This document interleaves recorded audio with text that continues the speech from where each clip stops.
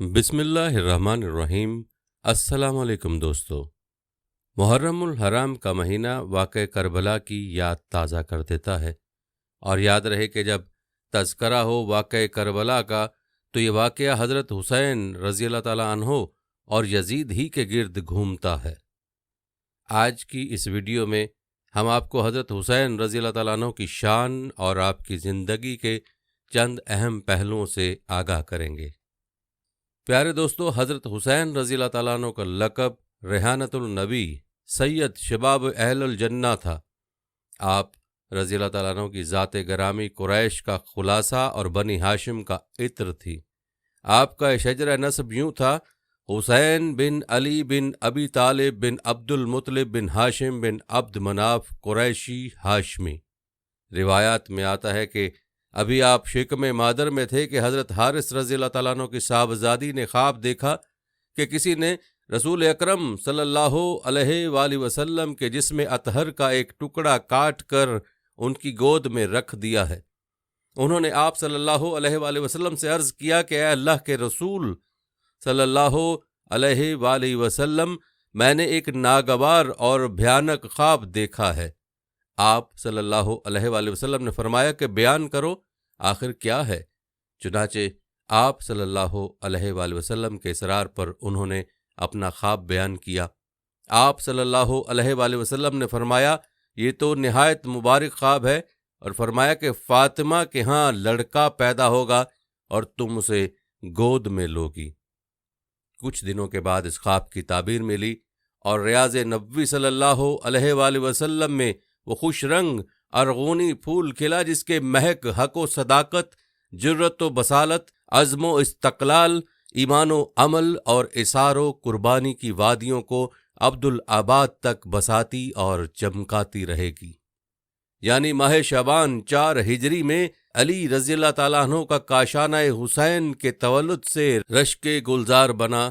विलादत बासादत की खबर सुनकर आप सल्लल्लाहु अलैहि वसल्लम तशरीफ़ लाए और फरमाने लगे, बच्चा मुझे दिखाओ, उसका नाम क्या रखा है। आप सल्लल्लाहु अलैहि वसल्लम ने नौमौलूद बच्चे को मंगवाकर उसके कान में अजान दी। इस तरह गोया पहली मर्तबा खुद ज़ुबाने वही व इल्हाम ने उस बच्चे के कान में तौहीद इलाही का सूर फूंका। फिर फातिमा तो ज़ोहरा रज़ी अल्लाह ताला अन्हा को अकीका करने और बच्चे के बालों के मुताबिक चांदी खैरात करने का हुक्म दिया। आप सल्लल्लाहु अलैहि वसल्लम के हुक्म के मुताबिक फातिमा तो ज़ोहरा रज़ी अल्लाह ताला अन्हा ने अकीका किया और वालदैन ने बच्चे का नाम हर्ब रखा था। लेकिन आप सल्लल्लाहु अलैहि वसल्लम को ये नाम पसंद न आया। फिर नबी करीम सल्लल्लाहु अलैहि वसल्लम ने बदल कर हर्ब से हुसैन रखा।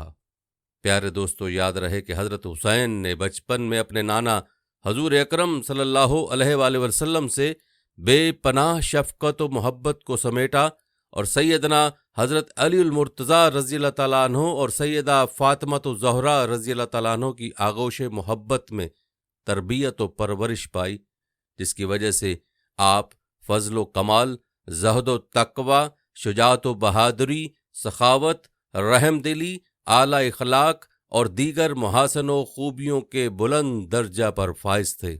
आपके वालिद माजिद अमीरुल मोमिनीन सैयदना हज़रत अली रज़ी अल्लाह ताला अन्हु फरमाते हैं कि सैयदना हज़रत हसन सीने से लेकर सर मुबारक तक रसूलुल्लाह सल्लल्लाहु अलैहि वसल्लम के मुशाबा थे, और सैयदना हज़रत हुसैन रज़ी अल्लाह ताला अन्हु कदमों से लेकर सीने तक रसूलुल्लाह सल्लल्लाहु अलैहि वसल्लम के मुशाबा थे, और आप सल्लल्लाहु अलैहि वसल्लम के हुस्न व जमाल की अक्कासी करते थे। इस मुशाबत रसूलुल्लाह का असर फ़कत जिस्म के ज़ाहिरी आज़ा तक ही महदूद न था, बल्कि रूहानी तौर पर भी उसके गहरे असरात थे। आप रज़ी अल्लाह ताला अन्हु नबी सल्लल्लाहु अलैहि वसल्लम के आला उम्दा औसाफ का कामिल मज़हर थे। आप रज़ी अल्लाह ताला अन्हु के मकाम का इससे अंदाज़ा लगाया जा सकता है कि आपने फरमाया कि हसन और हुसैन जन्नती नौजवानों के सरदार हैं। जनाब मोहम्मद रसूलुल्लाह को अपने लाडले हुसैन से बेपनाह मोहब्बत थी। आप हज़रत हुसैन को गोद में उठाते, सीने मुबारक से लगाते, कांधे मुबारक पर उठाते, कमरे मुबारक पर बिठाकर फिराते। नमाज में सजदे की हालत में अगर हज़रत हुसैन آپ کی پیٹھ مبارک پر سوار ہو جاتے تو انہیں کبھی ڈانٹتے نہ ناراضگی کا اظہار فرماتے، بلکہ سجدے کو طول کر دیا کرتے، یہاں تک کہ بچہ خود سے بخوشی پشت پر سے علیحدہ ہو جاتا۔ آپ صلی اللہ علیہ وآلہ وسلم کا معمول یہ تھا کہ کبھی حضرت حسین کے ہونٹوں کو بوسہ دیتے تو کبھی رخسار کو چومتے۔ آپ کا اپنے نواسوں سے محبت کا اندازہ اس سے لگایا جا سکتا ہے کہ آپ صلی اللہ علیہ وآلہ وسلم نے فرمایا، جس نے حسن اور حسین رضی اللہ عنہما سے محبت کی اس نے مجھ سے محبت کی، اور جس نے ان سے بغض رکھا اس نے مجھ سے بغض رکھا۔ اور دوستو، حضرت حسین کی شان کا اندازہ اس سے لگایا جا سکتا ہے کہ ایک دفعہ جناب محمد رسول اللہ حضرت حسین رضی اللہ تعالیٰ عنہ کو اپنے کندھے مبارک پر اٹھائے ہوئے تھے کہ ایک صحابی یہ منظر دیکھ کر بولے، اے بچے، تم کتنی بہترین سواری پر سوار ہو۔ رسول اللہ نے جواب میں فرمایا، سوار بھی تو کتنا بہترین ہے۔ خلیفہ اول سیدنا حضرت ابوبکر صدیق رضی اللہ تعالیٰ عنہ، خلیفہ ثانی سیدنا حضرت عمر فاروق رضی اللہ تعالیٰ عنہ، اور خلیفہ سوم سیدنا حضرت عثمان ذوالنورین رضی اللہ تعالیٰ عنہ سمیت تمام صحابہ کرام کو بھی حسنین کریمین اور خاندان نبوت سے بہت زیادہ عقیدت و محبت اور الفت تھی۔ نواسۂ رسول حضرت سیدنا حسین رضی اللہ تعالیٰ عنہ عصمت و طہارت کا مجسمہ تھے۔ آپ کی عبادت، زہد، سخاوت اور آپ کے کمال اخلاق کے دوست و دشمن سب ہی قائل تھے۔ عبادت گزاری کی یہ حالت تھی کہ آپ شب زندہ دار اور سوائے ایام ممنوعہ کے ہمیشہ روزہ سے ہوتے، قرآن مجید کی تلاوت کثرت سے فرماتے اور حج بھی بکثرت کرتے۔ ایک روایت کے مطابق آپ نے 25 حج پیدل فرمائے۔ آپ رضی اللہ تعالیٰ عنہ کی مجالس وقار و متانت کا حسین مرقع، اور آپ رضی اللہ تعالیٰ عنہ کی گفتگو علم و حکمت اور فصاحت و بلاغت سے بھرپور ہوتی۔ لوگ آپ کا بہت زیادہ احترام کرتے تھے اور ان کے سامنے ایسے سکون اور خاموشی سے بیٹھتے تھے گویا کہ ان کے سروں پر پرندے بیٹھے ہوں۔ آپ میں سخاوت اور شجاعت کی صفت کو خود رسول اللہ صلی اللہ علیہ وآلہ وسلم نے بچپن میں ایسا نمایاں پایا کہ فرمایا، حسین میں میری سخاوت اور میری جرت ہے۔ یہی وجہ تھی کہ آپ رضی اللہ تعالیٰ عنہ کے دروازے پر مسافروں اور حاجت مندوں کا سلسلہ برابر قائم رہتا تھا اور کوئی سائل محروم واپس نہیں ہوتا تھا۔ بعض دفعہ خود ضرورت مندوں کے پاس جا کر ان کے مسائل حل کرتے۔ غلاموں اور کنیزوں کے ساتھ آپ عزیزوں کا سا برتاؤ کرتے تھے، ذرا سی بات پر آپ انہیں آزاد کر دیتے تھے۔ آپ رضی اللہ تعالیٰ عنہ کے علمی کمالات کے سامنے دنیا کا سر جھکا ہوا تھا۔ مذہبی مسائل اور اہم مشکلات میں آپ رضی اللہ تعالیٰ عنہ کی طرف رجوع کیا جاتا تھا۔ آپ رضی اللہ تعالیٰ عنہ کی دعاؤں کا ایک مجموعہ صحیفہ حسینیہ کے نام سے اس وقت بھی موجود ہے۔ آپ رحم دل ایسے تھے کہ دشمنوں پر بھی وقت آنے پر رحم کھاتے تھے، اور احسار ایسا تھا کہ اپنی ضرورت کو نظر انداز کر کے دوسروں کی ضرورت کو پورا کرتے تھے۔ پیارے دوستو، سیدنا حسین رضی اللہ تعالیٰ عنہ کے بچپن کے حالات میں صرف ان کے ساتھ آپ صلی اللہ علیہ وآلہ وسلم کے پیار و محبت کے واقعات ملتے ہیں۔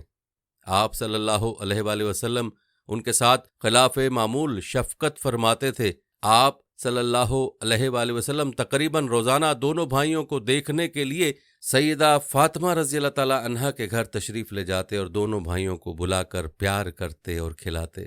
دونوں بھائی آپ صلی اللہ علیہ وآلہ وسلم سے بے حد مانوس اور شوق تھے، لیکن آپ صلی اللہ علیہ وآلہ وسلم نے کبھی کسی شوخی پر انہیں تنبیہ نہیں فرمائی، بلکہ ان کی شوخیاں دیکھ کر خوش ہوتے تھے۔ اور جب آپ صلی اللہ علیہ وآلہ وسلم کا سایہ شفقت سر سے اٹھ گیا تو اس وقت سیدنا حسین کی عمر 7 برس کی تھی، یعنی آپ کو عہد نبوی صلی اللہ علیہ وآلہ وسلم میں زندگی کے صرف 7 سال ہی میسر آئے۔ پیارے دوستو، یہ تھا مختصر تبصرہ شان حسین پر اور آپ رضی اللہ تعالیٰ عنہ کے بچپن پر۔ اب تذکرہ کرتے ہیں خلفائے راشدین کے ادوار میں آپ کی زندگی کے چند پہلوؤں پر۔ دوستو، جہاں تک بات ہے عہد صدیقی اور حسین رضی اللہ تعالیٰ عنہ کی، تو سیدنا ابوبکر صدیق رضی اللہ تعالیٰ عنہ کے زمانے خلافت میں سیدنا حسین کی عمر چونکہ 7-8 سال سے زیادہ نہ تھی، اس لیے ان کے عہد کا کوئی خاص واقعہ روایات میں نہیں ہے۔ البتہ عہد فاروقی میں کئی واقعات قابل ذکر ہیں۔ سیدنا عمر رضی اللہ تعالیٰ عنہ کے ابتدائی عہد خلافت میں بھی سیدنا حسین کم سن تھے، لیکن آخری عہد میں سن شعور کو پہنچ چکے تھے، لیکن اس عہد کی مہمات میں ان کا نام نظر نہیں آتا۔ اور سیدنا عمر رضی اللہ تعالیٰ عنہ بھی سیدنا حسین رضی اللہ تعالیٰ عنہ پر بڑی شفقت فرماتے تھے اور قرابت رسول صلی اللہ علیہ وآلہ وسلم کا خاص خیال رکھتے تھے۔ چنانچہ جب بدری صحابہ کے لڑکوں کو 2,000 وظیفہ مقرر کیا تو سیدنا حسین رضی اللہ تعالیٰ عنہ کا قرابت رسول صلی اللہ علیہ وآلہ وسلم کا خیال رکھتے ہوئے 5,000 ماہوار وظیفہ مقرر کیا۔ سیدنا عمر رضی اللہ تعالیٰ عنہ کسی بھی چیز میں سیدنا حسین کی ذات گرامی کو نظر انداز نہ ہونے دیتے۔ ایک مرتبہ یمن سے بہت سے حلے آئے، سیدنا عمر رضی اللہ تعالیٰ عنہ تمام صحابہ کرام میں تقسیم کر دیے۔ سیدنا عمر رضی اللہ تعالیٰ عنہ روضہ نبوی اور ممبر کے درمیان تشریف فرما تھے۔ لوگ ان حلوں یعنی جبوں کو پہن کر شکریہ کے طور سیدنا عمر رضی اللہ تعالیٰ عنہ کو آ کر سلام کرتے تھے۔ اسی دوران سیدنا حسن حسین رضی اللہ تعالیٰ عنہ اپنے گھر سے نکلے تو ان کا گھر یعنی حجرہ مبارک مسجد کے درمیان میں تھا۔ سیدنا عمر رضی اللہ تعالیٰ عنہ کی نظر ان دونوں بھائیوں پر پڑی تو ان کے جسموں پر حلے نظر نہ آئے۔ یہ دیکھ کر سیدنا عمر رضی اللہ تعالیٰ عنہ کو تکلیف پہنچی اور لوگوں سے فرمانے لگے کہ تمہیں حلے پہنا کر مجھے کوئی خوشی نہیں ہوئی۔ صحابہ کرام نے اس کی وجہ پوچھی تو فرمایا کہ حسن و حسین کے جسم ان حلوں سے خالی ہیں۔ اس کے بعد یمن کے حاکم کو خط بھیجا کہ جلد از جلد 2 جبے بھیجیں۔ چنانچہ جبے منگوا کر دونوں بھائیوں کو پہنانے کے بعد فرمایا اب مجھے خوشی ہوئی ہے۔ ایک روایت میں ہے کہ پہلے والے جبے سیدنا حسن و حسین کے لائق نہ تھے۔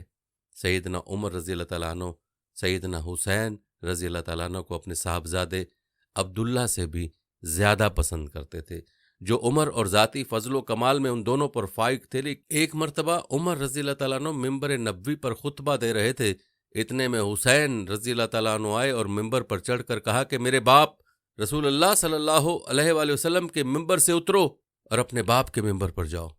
سیدنا عمر رضی اللہ تعالیٰ عنہ نے اس طفلانہ شوخی پر فرمایا کہ میرے باپ کا تو کوئی ممبر ہی نہیں تھا، اور انہیں اپنے پاس بٹھا لیا اور خطبہ ختم کرنے کے بعد انہیں اپنے ساتھ گھر لے گئے۔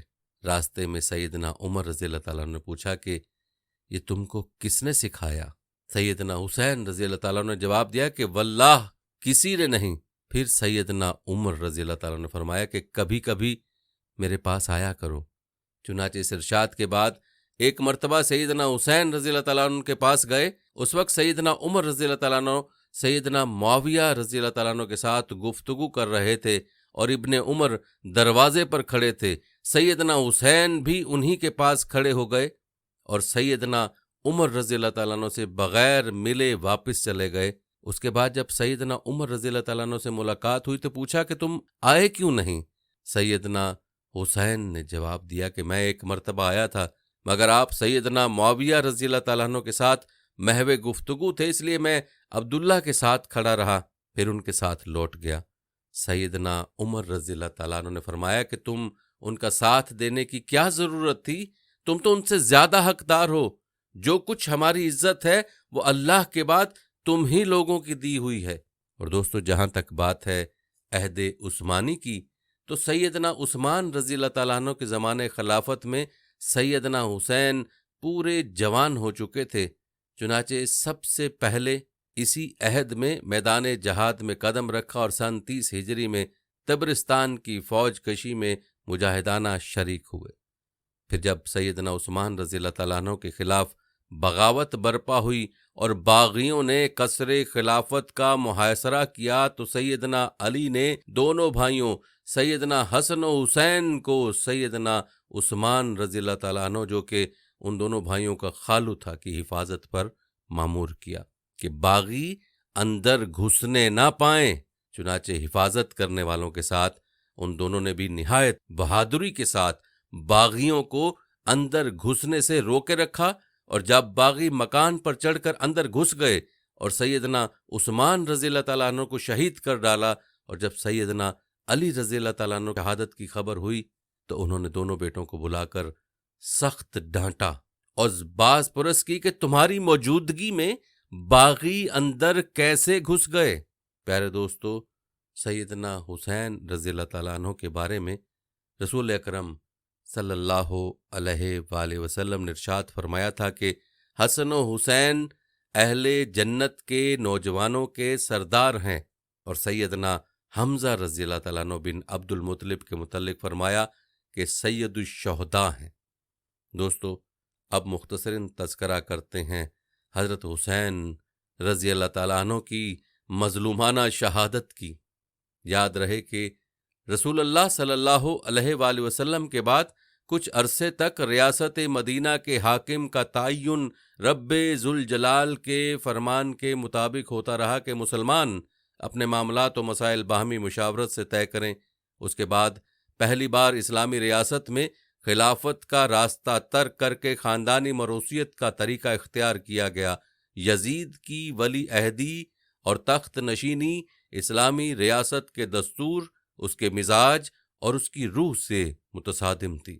جناب امام عالی مقام حضرت حسین رضی اللہ تعالیٰ عنہ نے بھانپ لیا کہ اگر ریاست مدینہ کی گاڑی خلافت کی پٹڑی چھوڑ کر موروثیت کی پٹڑی پر چڑھ گئی تو آئندہ چل کر اس تبدیلی سے بہت بڑی خرابیاں جنم لیں گی۔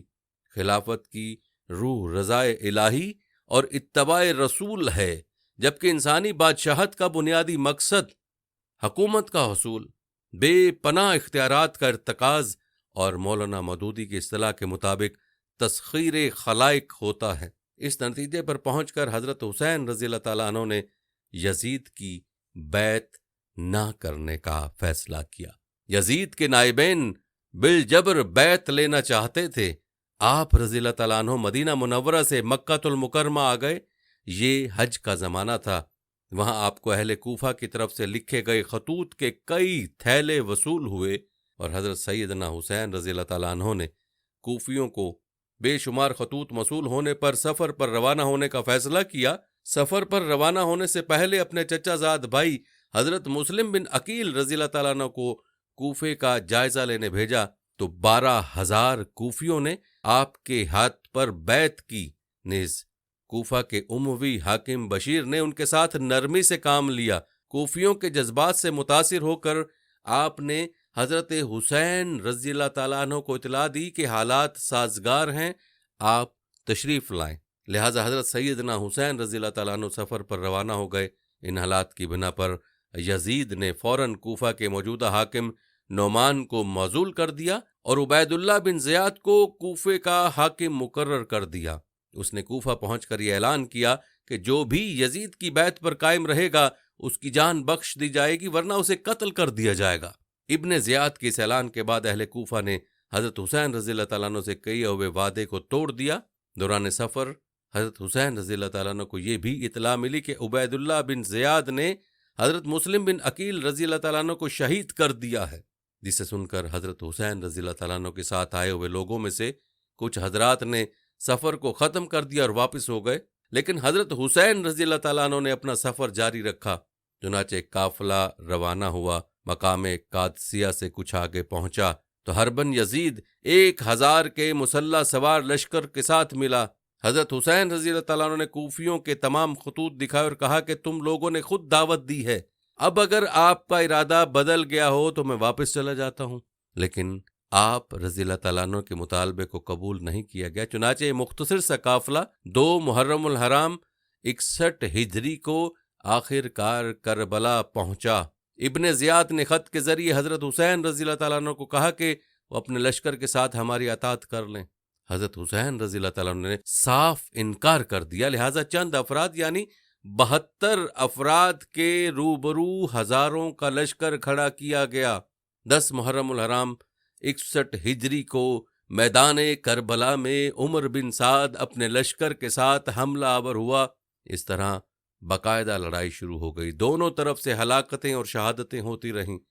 آخر کار دغا بازوں کا لشکر حاوی ہوا اور حضرت حسین رضی اللہ تعالیٰ عنہ کے خیمے کو گھیر کر جلا دیا، اور نواسہ رسول جگر گوشہ بطول حضرت سیدنا حضرت حسین رضی اللہ تعالیٰ عنہ اور ان کے خاندان کے کئی افراد اور رفقا سمیت سب کو شہید کر دیا گیا۔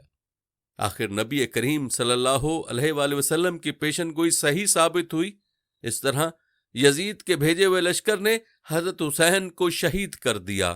مورخین نے لکھا ہے کہ یزید نے حضرت حسین رضی اللہ تعالیٰ عنہ کو فقط گرفتار کرنے کا حکم دیا تھا، لیکن ابن زیاد نے انہیں شہید کیا، اور بعض نے لکھا ہے کہ چونکہ یزید کی دور حکومت میں حضرت حسین رضی اللہ تعالیٰ عنہ کو شہید کیا گیا تھا، اور یزید اگر چاہتا تو اسے روک سکتا تھا، لہٰذا حضرت حسین رضی اللہ تعالیٰ عنہ کی شہادت کا ذمہ دار براہ راست یزید ہے۔ لہٰذا ہمارے جمہور علماء اور اکابرین کا موقف یہ ہے کہ اس میں کوئی دو رائے نہیں کہ حضرت حسین رضی اللہ تعالیٰ عنہ کی شہادت یزید کے دور حکومت اور اسی کی فوج سے ہوئی، اور یزید فاسق و فاجر بھی تھا، لیکن یزید کے مسئلے پر سکونت اختیار کرنا چاہیے، یعنی اس پر نہ تو رحمت بھیجی جائے اور نہ ہی لعنت۔ یزید کے متعلق حضرت امام ابو حنیفہ رحمۃ اللہ علیہ فرماتے ہیں کہ سکوت اور توقف کرنا چاہیے، نہ اس کو کافر کہا جائے نہ اس پر لعن طعن کیا جائے، بلکہ اس کے امر کو خدا کے حوالے کر دینا چاہیے۔ اس کے علاوہ کتب الارشاد حضرت مولانا رشید احمد گنگوہی رحمۃ اللہ علیہ یزید کے بارے میں تحریر فرماتے ہیں کہ اور ہم مقلدین کو احتیاط سکوت میں ہے، کیونکہ اگر لعن جائز ہے تو لعن نہ کرنے میں کوئی حرج نہیں۔ لعن نہ فرض ہے، نہ واجب، نہ سنت، نہ مستحب، محض مباح ہے، اور جو وہ محل نہیں تو خود مبتلا ہونا معصیت کا اچھا نہیں۔ الغرض دوستو، حضرت سیدنا حسین رضی اللہ تعالیٰ عنہ نے جس پامردی اور صبر سے کربلا کے میدان میں مصائب و مشکلات کو برداشت کیا، وہ حریت، جرت اور صبر و استقلال کی لازوال داستان ہے۔ باطل کی قوتوں کے سامنے سرنگو نہ ہو کر آپ نے حق و انصاف کے اصولوں کی بالادستی، حریت فکر اور خدا کی حاکمیت کا پرچم بلند کر کے اسلامی روایات کی لاج رکھ لی اور انہیں ریگزار عجم میں دفن ہونے سے بچا لیا۔ پیارے دوستو، حضرت حسین رضی اللہ تعالیٰ عنہ کا یہ احسار اور قربانی تاریخ اسلام کا ایک ایسا درخشندہ باب ہے جو راہروان منزل شوق و محبت اور حریت پسندوں کے لیے ایک اعلیٰ ترین نمونہ ہے۔ نواسائے رسول حضرت سیدنا حسین رضی اللہ تعالیٰ عنہ کے فضائل و مناقب، سیرت و کردار اور کارناموں سے تاریخ اسلام کے ہزاروں صفحات روشن ہیں۔ سانحہ کربلا سے ایک اہم پیغام یہ بھی ملتا ہے کہ حق کے لیے سر کٹ تو سکتا ہے، لیکن باطل کے سامنے سر جھک نہیں سکتا۔ پیارے دوستو، یہاں غور کرنے کا مقام ہے کہ یہود و نصارہ، جن کا شروع دن سے مقصد اسلام کو نقصان پہنچانا تھا، کبھی انہوں نے عبداللہ بن سبا یمنی یہودی کی شکل میں اسلام و مسلم امت کو اپنے زہر سے ڈسا، تو کبھی رافضیت کی شکل بن کر آج امت مسلمہ کو انہوں نے ایسی ضلالت زدہ ڈگر پر گامزن کر دیا ہے اور ان کی آنکھوں پر ایسی سیاہ پٹیاں باندھ دی ہیں کہ حق کی وضاحت کے باوجود بھی حق کو پہچان نہیں سکتے۔ آج محرم کا چاند نظر آنے کی دیر ہے کہ ماتم اور رونا دھونا شروع ہو جاتا ہے۔ آج جنوری شروع ہو تو مبارکباد اور خوشی کا اظہار مسلم و غیر مسلم امت دونوں ہی بڑے زور و شور سے کرتی، مگر محرم الحرام جو اسلامی سال کی ابتدا ہے، اس میں ایسا کیوں ہوتا ہے؟ کیا آپ نے کبھی سوچا ہے؟ کبھی سوچنے کی زحمت کی ہے؟ کیا آپ اس حقیقت سے آشنا نہیں کہ مظلوم امت، مظلوم مدینہ سیدنا عثمان بن عفان رضی اللہ تعالیٰ عنہ کی شہادت اس شہادت سے کئی گنا زیادہ دردناک ہے؟ یہاں تو 3 دن کا فاقہ اور وہاں 40 دن کا، مگر باوجود اس حقیقت کے ہم اس کو فراموش کر جاتے ہیں اور ان کے عذاب میں شریک ہونے میں خوشی محسوس کرتے ہیں، اور سیدنا حسین رضی اللہ تعالیٰ عنہ کے نام کی بریانیاں، قورمے بڑے مزے سے کھاتے ہیں، سبیلیں لگا کر شربت پیتے پلاتے ہیں، مگر یہ بھول جاتے ہیں کہ دشمن نے ہم پر کس طرح سے وار کیا ہے اور ہم اس کے وار کی گرفت میں گرفتار ہو چکے ہیں۔ یہ وقت کچھ کر دکھانے کا، لوگوں کو بتلانے کا ہے کہ حق کیا ہے اور کہاں ہے۔ اب وہ وقت نہیں کہ تحقیق کے لیے کتب میسر نہیں، بلکہ انٹرنیٹ نے آج اس پریشانی کو آسانی سے حل کر دیا، اور ہمیں چاہیے کہ ہم خود بھی حق کو پہچانیں اور لوگوں کو اس کی بابت بتلائیں، اور خود بھی ان کے افعال بدعت و شرک سے اجتناب کریں اور دوسروں کو بھی اجتناب کروائیں اور اپنے اعتقادات درست کر لیں۔ اللہ تعالیٰ سے دعا ہے کہ ہمیں حق والا بنائے اور حق پر چلنے کی توفیق عطا فرمائے۔ اللہم صلی علی محمد و علی آل محمد۔